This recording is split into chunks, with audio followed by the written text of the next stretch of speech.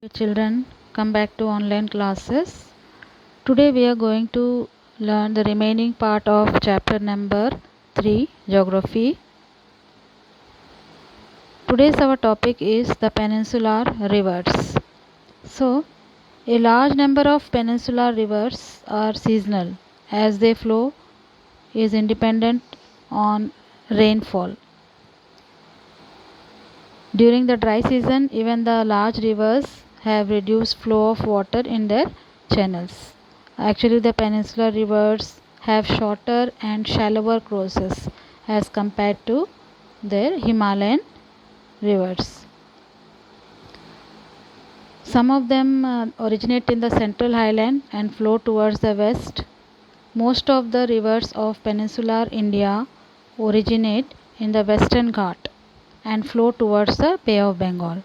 So, the main water divide in peninsular India is formed by the Western Ghat, which runs from north to south, close to the western coast. Most of the major rivers of the peninsula, such as the Mahanadi, the Godavari, the Krishna, and Kaveri, flow easternwards and drain into the Bay of Bengal. The rivers make deltas at their mouths. There are numerous small streams flowing west of the Western Ghats. The Narmada and the Tapi are the only long rivers which flow west and make estuaries. The drainage basins of the peninsular rivers are comparatively smaller in size. Now let us see the map. In the map you can see here the rivers of the peninsular rivers. Here is Mahanadi. Here is Mahanadi. Godavari is here. You can see Godavari. Then Krishna. After that the Kaveri. So these flow eastwards and drain into Bay of Bengal. Bay of Bengal is here. You are seeing in the map. Then again the Narmada. The Narmada also you can see here. Narmada and the Tapi. Under Narmada you are seeing Tapi are the only long rivers which flow west and make estuaries.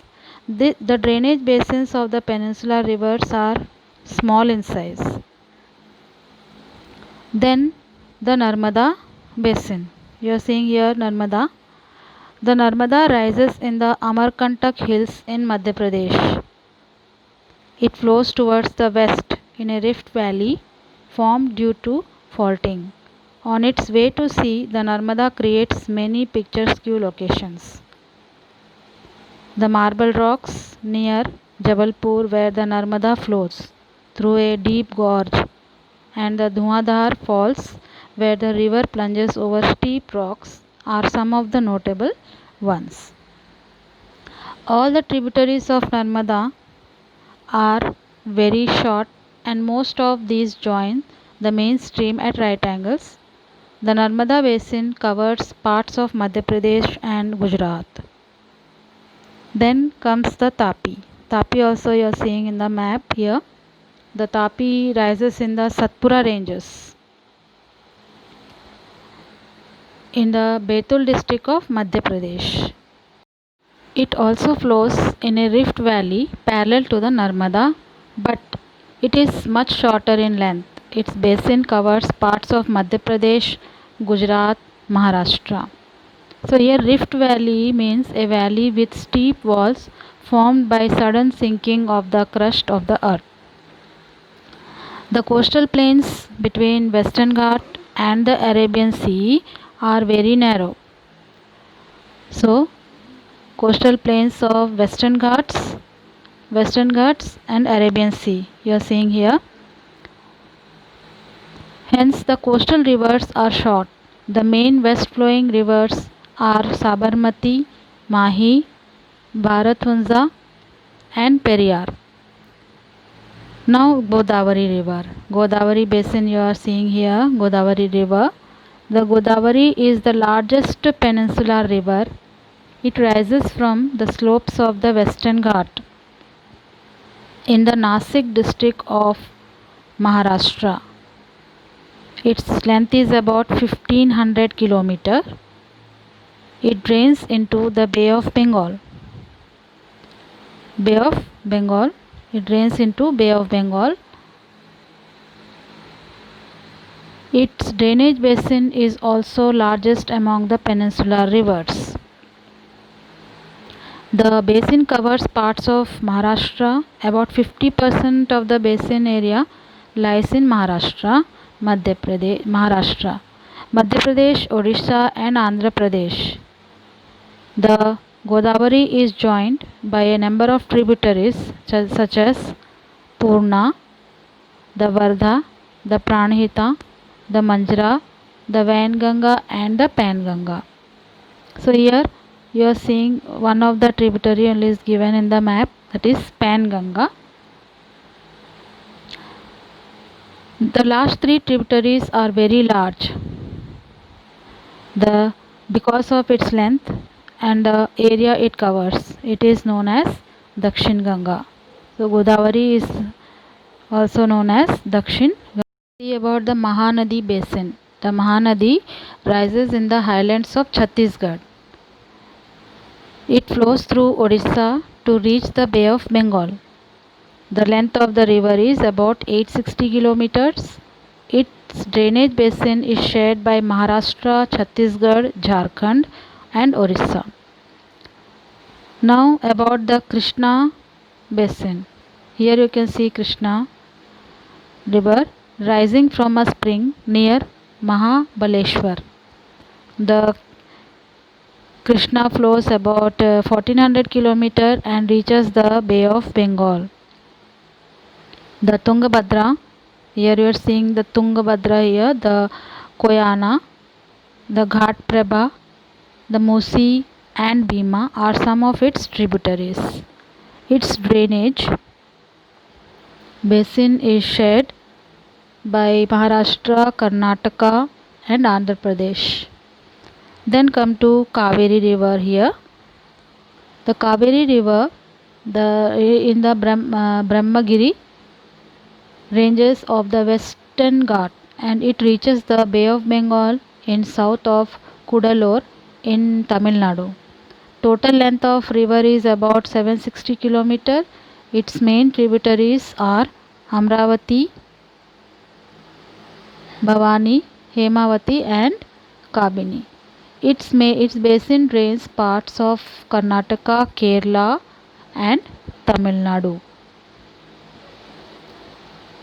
Beside these major rivers, there are some small rivers flowing towards the east. The Damodar, the Brahmani, the Baitarani and the Subarnarekha are some. Let us see about the lakes. What are lakes? A large area of water surrounded by land is called lake. You may be familiar with the Valley of Kashmir and the famous Dal Lake. The houseboats and shikaras attract thousands of tourists every year. Similarly, you may have visited some other tourist spot near a lake and enjoyed boating, swimming and other water games.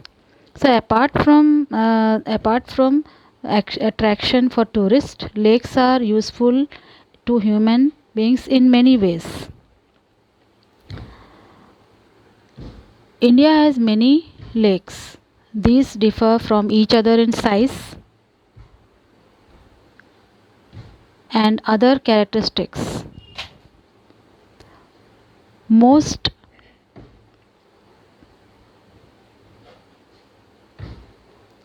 lakes are permanent.